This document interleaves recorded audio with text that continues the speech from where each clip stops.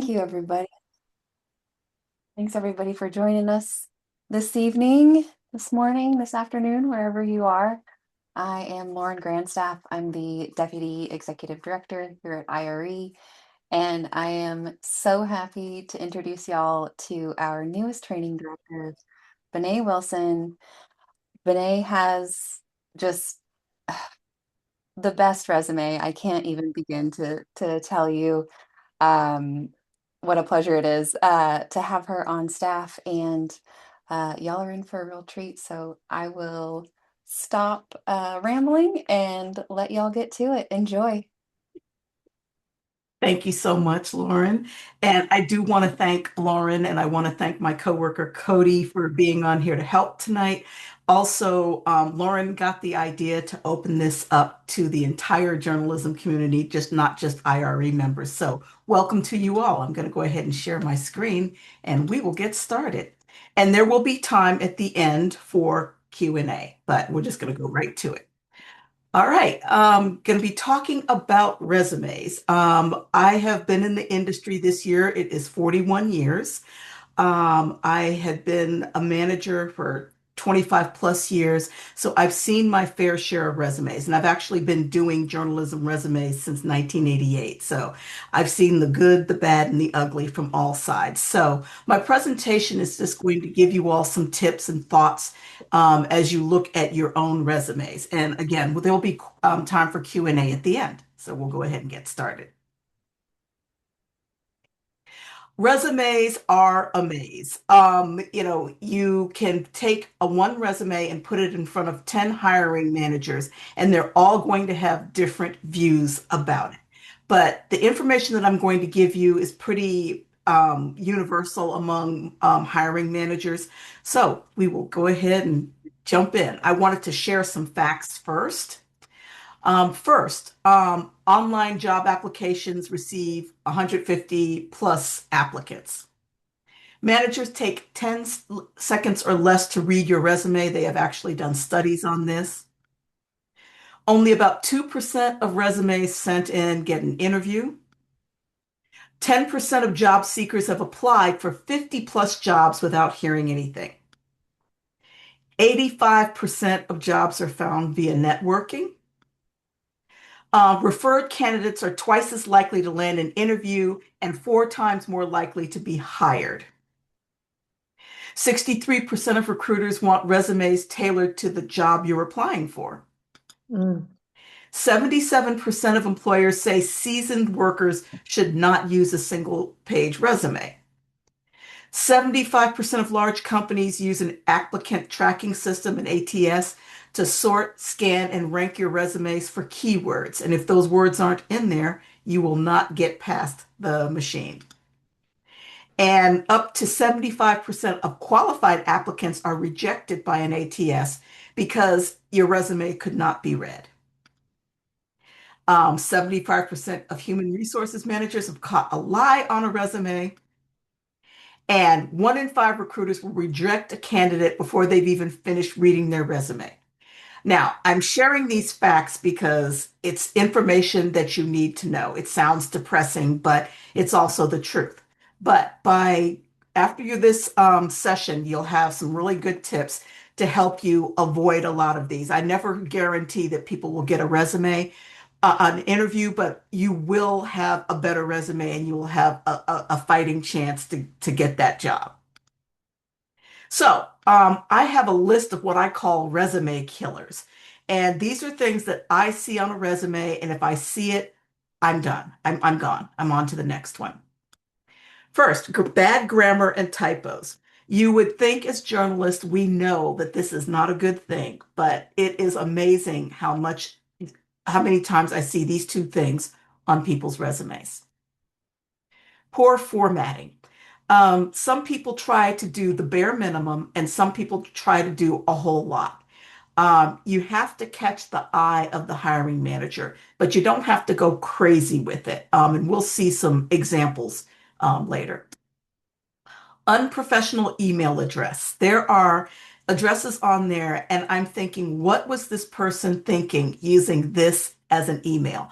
Keep it simple. First or last and last name, at gmail.com or whatever email system you want to use. No quantifiable achievements. I see what I like to call word salad or fluffy prose. You're saying a lot of words, you've typed a lot of words on your resume, but it doesn't mean anything. Blocks of text instead of bullet points.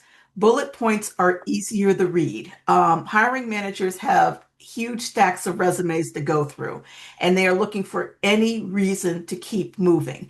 And if they see blocks of text, they're not going to take that time. The eye naturally is drawn better to bullet points.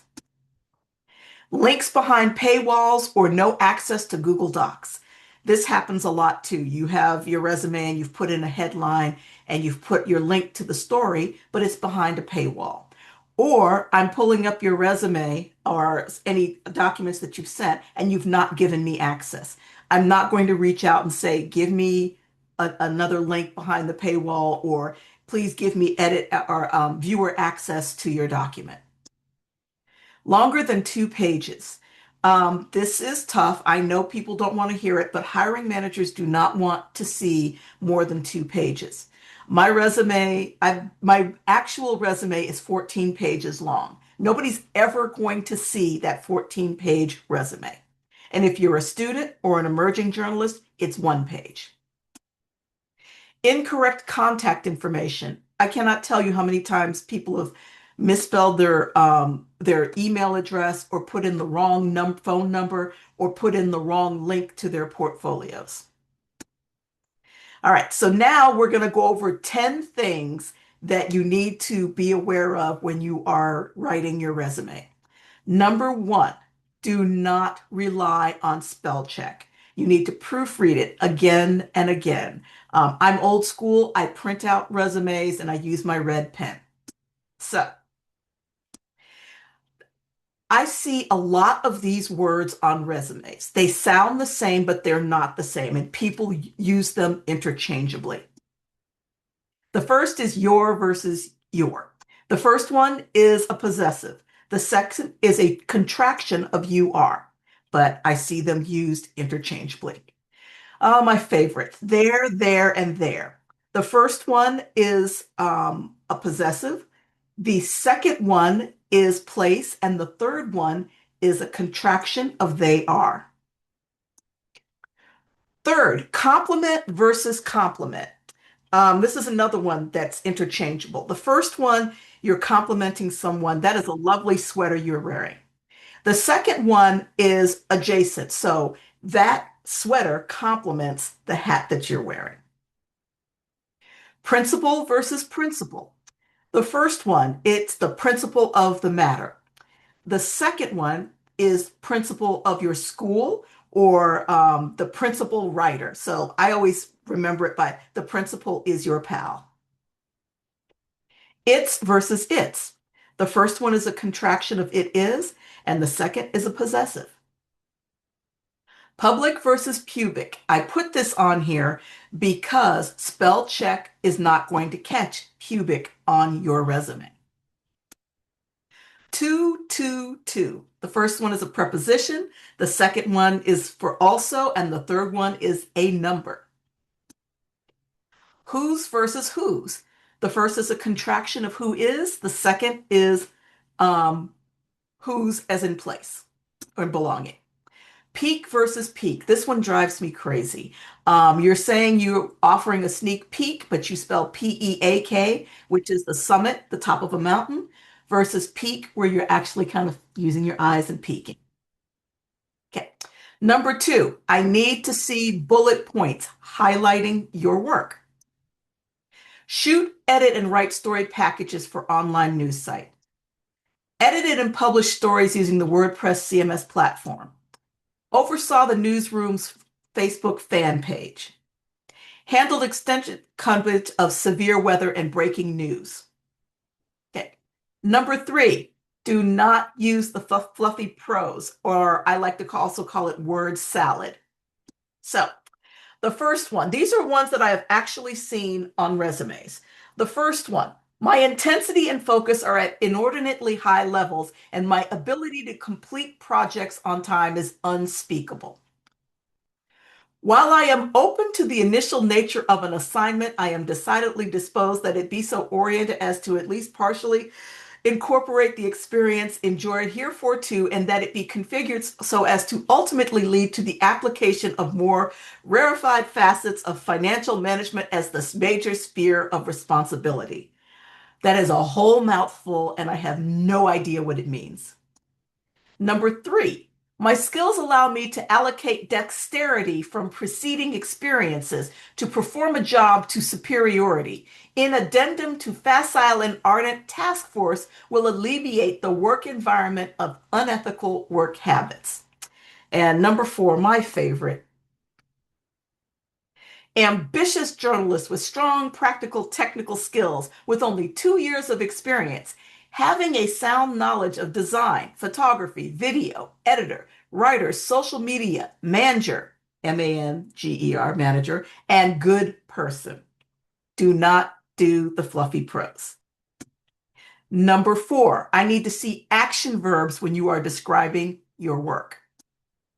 Coordinated, executed, organized, oversaw, devised, implemented, directed, improved, reorganized, produced, launched, analyzed. And at the bottom right, you will see, if you go to this link, it will take you directly to 185 action verbs you can use in your resume. Oversaw, produced, covered, created and implemented, action verbs. Number five, don't include a snail mail address. And people ask why. Hiring managers are subjective and can be petty.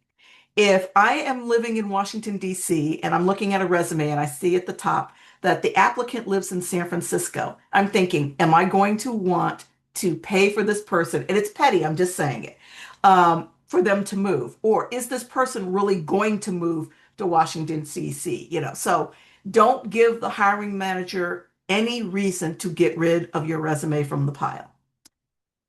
Number six, I need to see a list of hard skills. Video editing with Final Cut Pro, coding HTML, visual storytelling, podcast production and editing, social media management, use of content management systems, writing for SEO, data visualization, FOIA requests. These are not hard skills and they should not be under your skills line. Microsoft Office and Google Suite, it's a given. Interview research, that's what we do in our job. Meet deadlines. I really hope as a journalist you are able to meet your deadlines. Good listener and communicator, it's what we do. Attention to detail, again, we already do this. Works well under pressure. Well, again, that's our business. Team player. Strong work ethic. I would hope that you would have one. I don't want someone with a weak work ethic. Adaptable and flexible. That is the job. And honest. Yeah. Okay. Number seven, I call it KISS.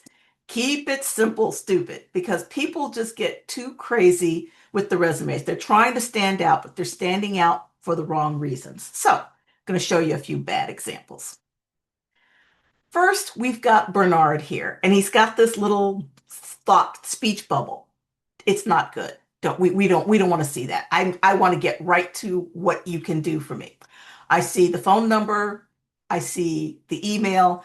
I don't care that you live in Atlanta, Georgia. I would rather see a link to your portfolio of work or LinkedIn. Summary. I am one of those people. I don't like to see summaries on resumes because I want to know what you do, what you're bringing to my newsroom that is going to make my newsroom run better. So if you want to do a summary, fold it into your cover letter.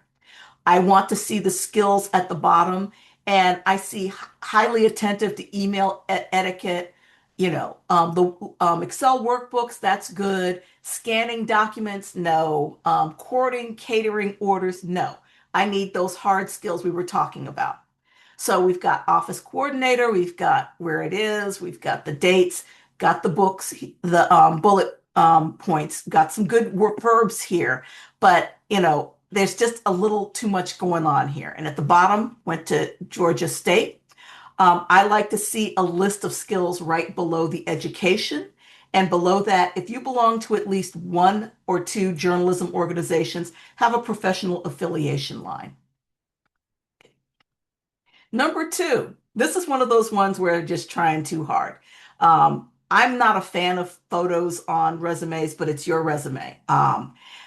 This one does not look professional. I've got this profile sales maestro with more than 10 years of experience.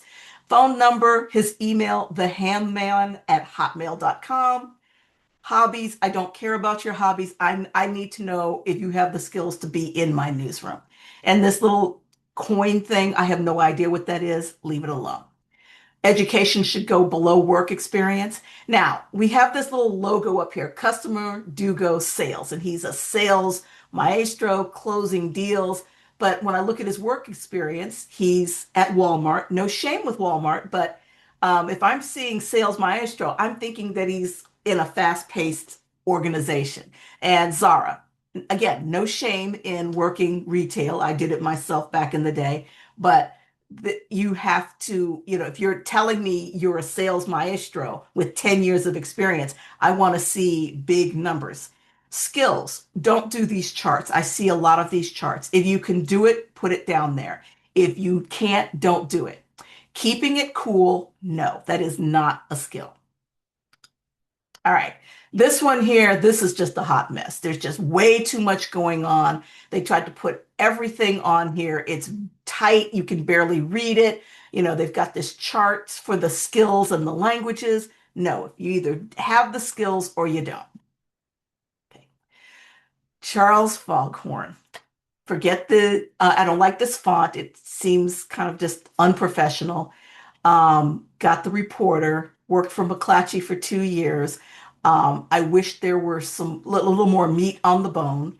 And then organizer at Orange County Democratic Committee, no education, no skills line, no professional affiliations. Okay. Number eight, please, please, for the love of God, no crazy fonts. These are some of the fonts that I have actually seen on resumes. Corsiva, Impact, School Bell, Pacifico, Avatar, Angry Mecha, Fabrica, Lobster, Chewy, Dancing Script, and Ansing. And sometimes people like to mix fonts. Choose one font and make sure it's a sans serif font because they are very easy on the eyes.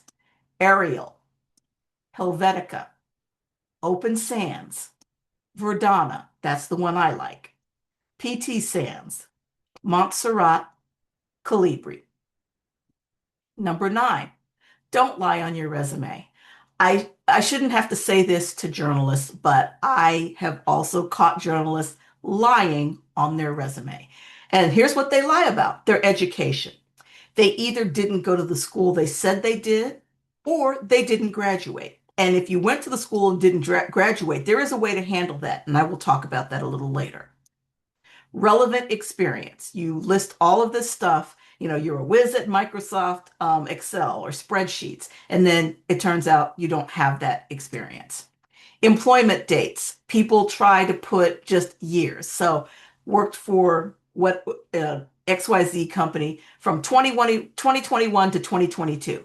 I need to see a month and a year because you could have gotten hired in December of 2021 and gotten fired or laid off or whatever in January of 2022. So just put month and year. Job titles. I had an intern in this place that I worked at. We threw our interns right into the pool. So they were writing stories, they were doing all of the work. And one of the interns was applying for a job and put their title down as a breaking news reporter. But they were not a breaking news reporter, they were an intern. And so that got caught. Your work and technical skills and proficiencies. Don't say you speak fluent Spanish when you don't. Past employers. People like to fudge where they worked or where, or if they were in the employer and they weren't doing journalism, they see the big name, but it's kind of hidden in there. And here's how you are caught. Social media. It is amazing how many people put all this personal, private information on social media. And hiring managers do look at your social media and they do look at your LinkedIn profile. References.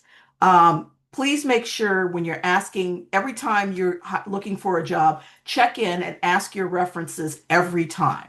Because what you don't want to do is have somebody say, well, they didn't bother asking me. I had someone who actually asked me to be a reference, and I said no because they did not have the skills. And if I'm giving someone a reference, I'm putting my own reputation on the line. And so when that person called, to ask me to be a reference, that was a very short conversation. Background checks. Companies do 10-year background checks, and they're very thorough, and they're going to find things. In-person skills assessment. Companies are also doing that because they want to make sure you can do the work that you can do. And if you can't, they're going to find out real quick. Your alma mater. If you did not graduate, it's going to come out.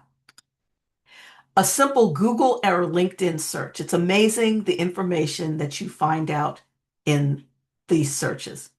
And then finally, after being a manager for a while, you get a gut check. You trust your gut. That example from the journalist who had 2 years of experience but had all these skills. That's a gut check. That's a definite no. Last but not least, if you can do it, and I'm not saying everybody can do it, but if you can, put a conversation grabber in your resume because you're trying to stand out. I have this example up here because I auditioned for the game show Jeopardy! Yes, I did not go to Los Angeles. I did get to meet Alex Trebek. I did get to play the game. It felt very real. It's different when you're sitting on your couch spitting out the answers, but many people ask me about that, and people remember that. Even if you don't watch Jeopardy, everybody knows Jeopardy and knows Alex Trebek and the current host. All right, so now I want to share some resumes that I like. I like them simple. This is Nadia Lathan. I love this one. She graduated from UC Berkeley Journalism School in 2024. But if you look at her work experience, most of it is internships, but really good internships. And she's done freelancing. So she's got the bullet points. She's saying that she's an intern. She's got links to her work. She was the editor-chief of her undergrad's newspaper. And then at the bottom, she's got her skills. I mean, and these are good, hard skills. Second, Marshall Lattimore. This is a friend of mine who's unfortunately he's no longer with us, but he is the person who convinced me that pops of color on the resume were not horrible. I love the way that this is laid out because I know experienced art director and visual journalist telling me who he is, the information. On the left, his skills all laid out. On the right, all of his experience with action verbs. And then at the bottom, he did not get his BS in English and speech communications. He says in there, in progress, 112 out of 120 credits. All right. So now I'm going to do a live resume review. I like to say, if you build it, they will come. I'm just going to go through it quickly. I just want to show you what I'm looking for when I am doing this. So I'm going to stop sharing my screen because I need to go to the pull up the resume. All right, go share my screen again. Okay, this is Alexandra Alex M. Johnson, comma BA. The first thing I'm going to do is I'm taking out the nickname. I just put your whole full name. I will give a tip. If you have an unusual name like I do, put in a pronouncer because people don't like to butcher names and you don't want somebody to not look at your resume because they're too scared to try to pronounce your name. So I'm going to take off BA because that's not good. I'm taking off Alex's address. I don't care. I don't want to see preferred text. I mean, yeah, you need to answer the phone if you're getting a job. I'm not going to text a job applicant. Good. Got the email, got a LinkedIn here. Objective. I don't like objective and summaries. The objective is to get a job, and that's what you're doing with this resume. The other thing I forgot, let me just highlight everything. She's got a serif font. I'm going to change this to Arial. And as you can see, it's easier to read. Up here, she's just had the underline. I want a bold because I want each section to pop out. um, Freelance journalist. I need to see more here. We've got the bullet points. I want to know who the clients are. I freelanced for almost a decade. I have my company, Aviation Queen LLC, and I treat it like a job, and I have my list of clients. I have links to stories. Okay. Interviewed people and attended events? No, no. Covered a variety of topics. What? What topics? I need to know. Met deadlines. This is part of the job. So I need to see action verbs. If she used social media to push her stories, if she used a content management system, I need to know what she wrote about. I need to see the clients. The second one, staff writer. Okay. Wrote articles for the newspaper, attended press conferences, took photos. This isn't telling me anything. I need to know how many articles a week did you write about? What was your beat?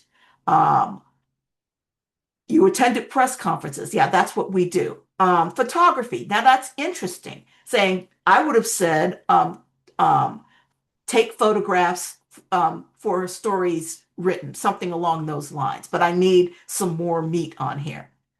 Copy editor at her campus newspaper, edited for stories for grammar and style, participating in meetings and discussed ideas. There has to be more here. Got the education, graduated in May 2018. I don't care about high school. I just want to see your college education. Um, and then these whole list of skills, I usually do this and then just add them each one and then, do a hyphen each one. You can do a bullet, whatever. Writing article. These are not skills. Um, these are all given for the job. Social media. I want to see the platform. Photography. I'd love to see what kind of camera you use if you do that. Videography, the equipment you use. SEO, HTML, these are good. Um, Awards and activities. I don't need to see Dean's list. In journalism, we don't care what your GPA is. We need to know if you can come in and do the work room. I see that she's a member of SPJ. I like to see at least two. So that's good. And then references available. Don't put this on your resume. Just have them ready. So if the hiring manager asks you, you have them and you can just pass them along. All right, we're going to go back to the presentation.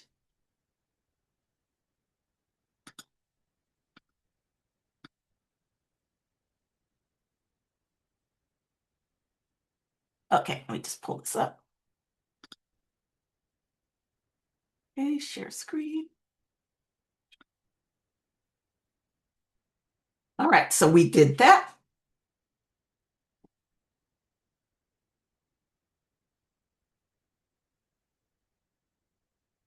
All right, so let's talk about reasons why your resume may be rejected. Okay, impersonal application. I have seen applications and resumes that are so generic. I don't know if you're applying for a reporter job or applying for ice cream scooper at Baskin Robbins. There's just nothing in there that tells me you want this particular job. No, thank you note. And these are actual studies that have been done. I had a job where I had one job and I had two people who were neck and neck. And I mean, I could have done a coin toss, but I ended up giving it to the person who sent me a handwritten thank you note. It's that subjective.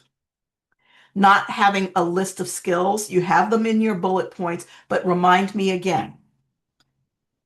Copying excessive wording from a job description. Instead of just using keywords, I've seen people take the bullet points that the job is that describe the job and then just drop it into their resume. Missing exact dates of employment. We talked about that.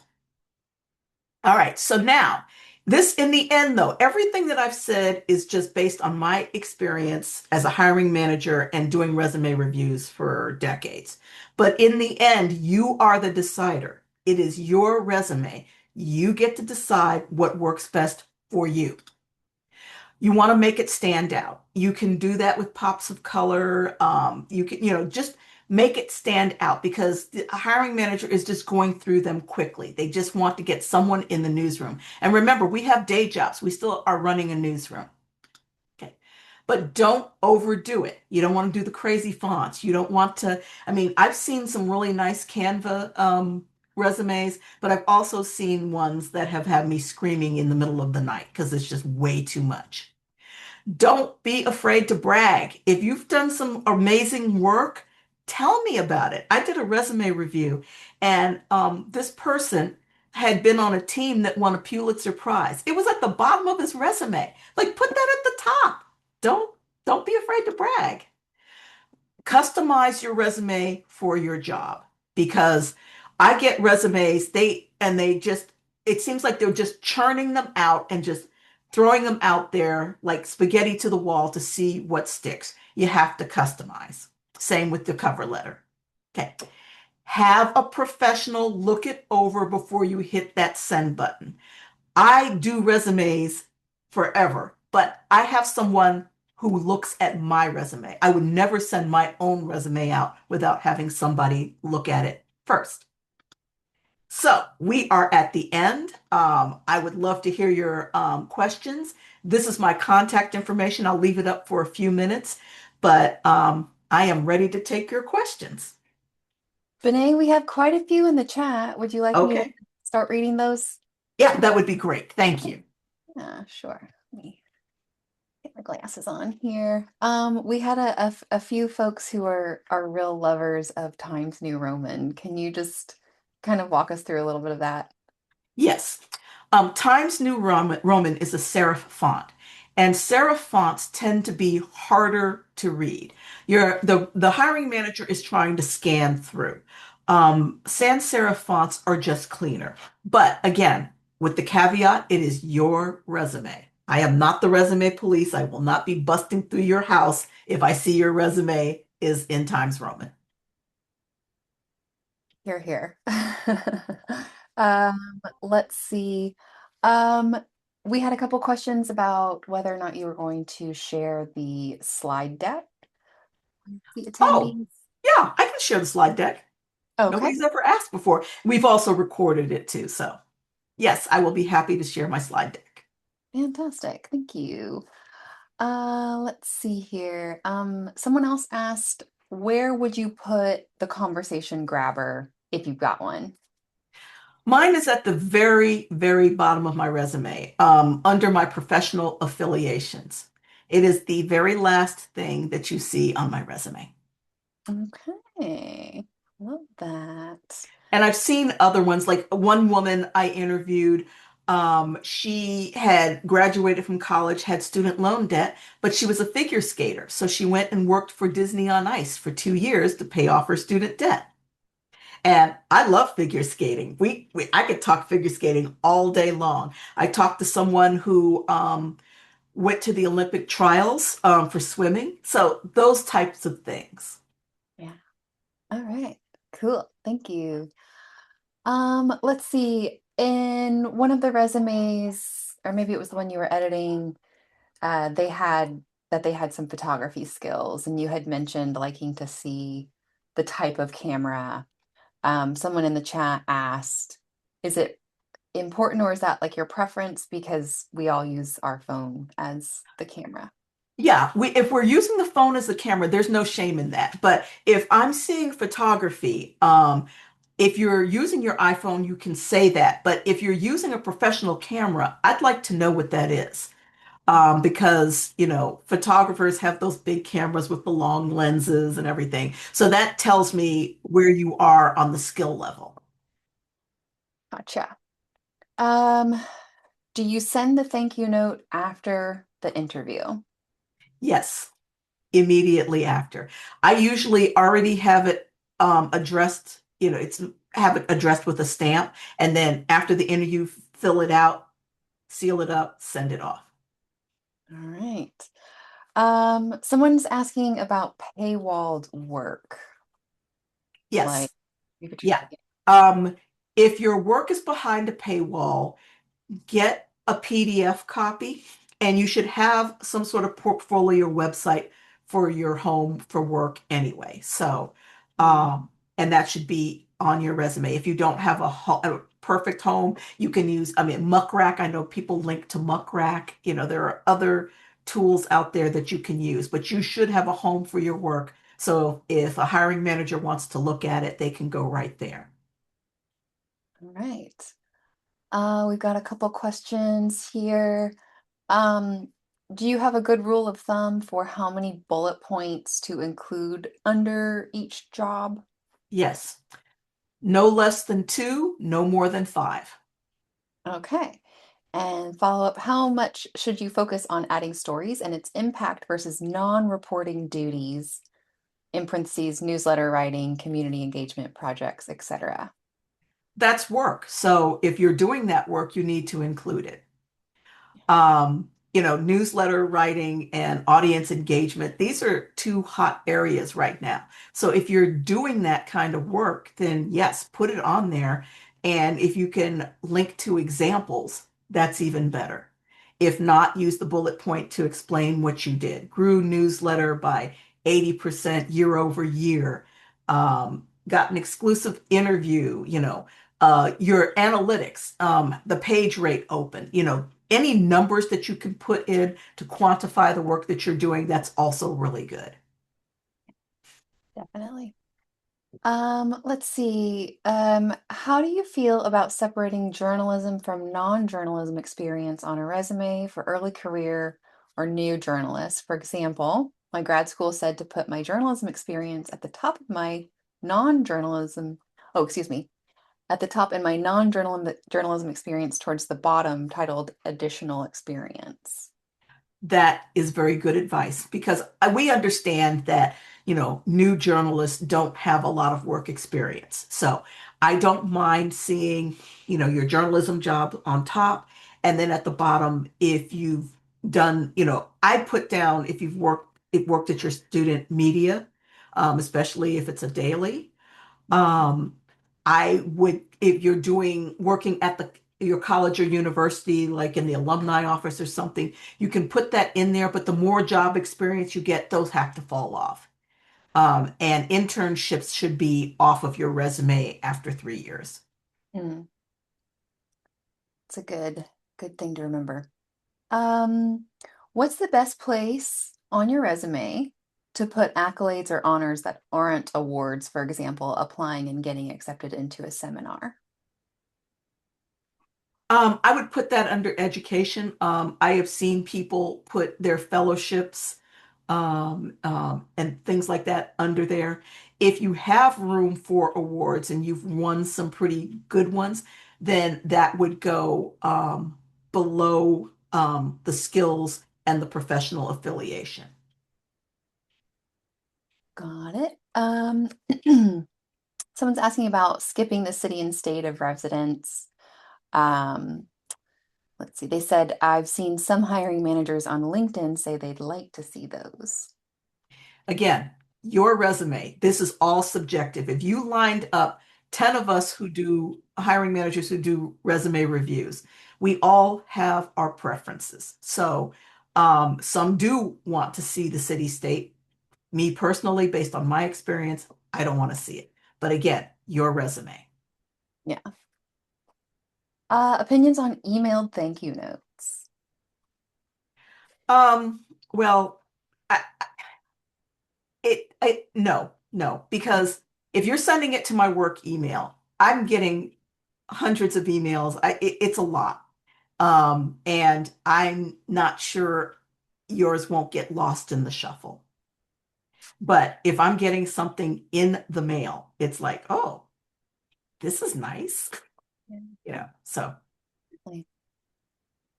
Okay, we have a Canadian friend with us who often yay. applying internationally or to American outlets. How do I translate international experience for an American editor reader? For example, does anyone know who the national newspaper in Canada is? Should I explain? Yes, all you have to do, I mean, I would think that in journalism, most people know, why am I blanking out? I know the paper. I have people that I know that have worked there, but you can just say, comma, Canada's national newspaper. Yes. Is it not the Toronto Star? I don't know. That- That's It's the only Toronto, but I can't remember the name. So, Globe and Mail. That's the one. yes, Globe. thank you. All right. Thanks, Annie. Okay, let's see here. Bum, bum, bum. So we've got one, links to stories in resume or cover letter. I tend to put them in cover letter when I mention specific work. You can do that. But with the cover letter, don't get too heavy. You don't want to just have like masses of blue all over your page. So only be very picky about what you're putting in there because cover letters are not a repeat of your resume. They're just kind of enhancing, giving details on some of the things that are in your resume. Yeah. All right, thank you. Do you have recommendations for GitHub? I don't know if they mean like how to No, list. I've seen resumes in there. I haven't personally seen one made there, so I can't answer that question, but I do know that people do resumes in there. I gotcha. Okay. Let's see. Should you redo your website if it currently includes blog posts from the years when blogs were popular? If you're still blogging, I don't have a problem with that. But if you haven't touched the blog since 2012, not so much. Yeah, good advice. Those are all the ones from the chat. So if anyone wants to unmute or raise their hand, Mhm. we've still got about 10-15 minutes.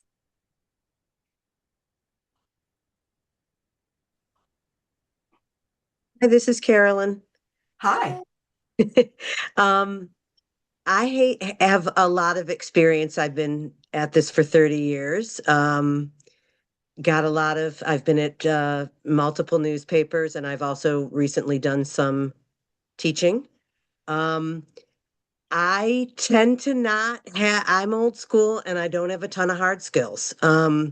There's not much of that on my resume. I'm not sure I'd have more than two bullet points. Little bit of social, well, fair amount of social media. Mhm. But I know that doesn't make me a great selling point, but I'm just wondering about what you like, what to do with that in my resume. Well, I would fold, I mean, it's the skills that you are actually doing on the job. You can talk about how many stories a week you do.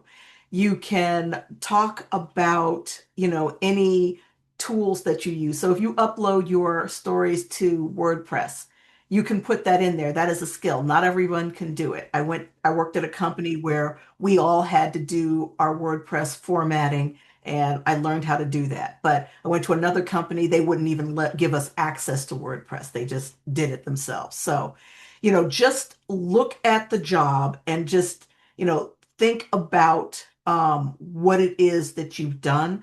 I think another thing that's helpful is searching for jobs with similar titles and looking at those requirements. I think a lot of people just don't realize how many skills they actually have.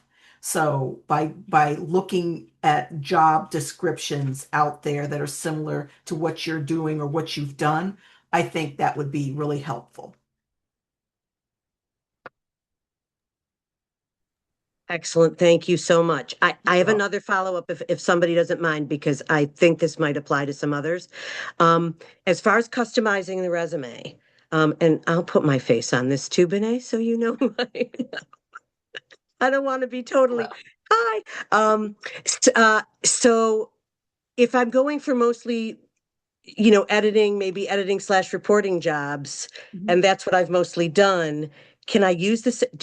How much should I be customizing? I get that if I'm going for, say, a content creator type job or maybe an audience engagement job, not exactly my background, but I feel like I'd like to move into that I might customize, although I don't have a lot to show for that. But what I'm saying is, like, how much do you need to customize from job to job if you're going for similar stuff? Um, what you need to do is make sure that the keywords in the job that you're applying for are in your bullet points. That's what I mean by customizing. A reporter job is a reporter job. I mean, some of those skills are just, some of the requirements are the same, but you have to read what the employer is looking for because if you don't have those keywords in, a human being might not see your resume. It will go into the ATS and the ATS says no keywords, next.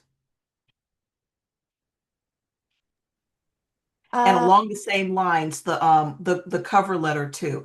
I've seen people who it looks like they churn them out in a factory. They just use the same letter and they cut and paste. I've gotten letters where it's not my name, but it's my company and switched around. And I am delighted. I'm really interested in insert job here. It literally says insert job here. So just keep that in mind. Benay, we have a request to go back into the slides where you describe or where you have the list of hard skills. Oh, yes, absolutely. All right. To share. All right, let's whirl on back to hard skills. Also, I love that you have Porky Pig in your. Who everybody loves Porky Pig. Okay. Oh, here we go. Hard skills. And this is not everything, but this is just to give you an idea. When I talk about hard skills, I talk about every piece of hardware, software, tools, technology, and social media you can use. And these were just examples. I could have easily said Adobe Premiere. With the podcasting, editing, I could have said Audacity, social media, you list all the platforms that you can use. With content management systems, most people use WordPress, but there are companies that have bespoke systems, so you can just put that in there, name it, and say content management system because if it's bespoke, maybe if we're not in the same newsroom, we're not using it. The SEO, data visualization, all that sort of thing. I hope that answered the question. Yeah, I think it did. And if I may echo, I just reviewed a whole handful of almost 20 resumes for a position that we're hiring for, IRE. Um, and there was the CRM, I think it's content or something, some CMS, whatever.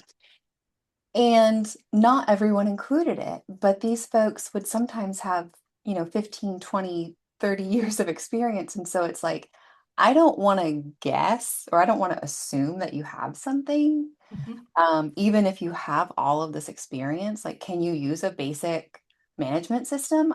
I don't know. You didn't include it. So you don't want your hire or your hiring manager to be guessing on stuff like that. Yes.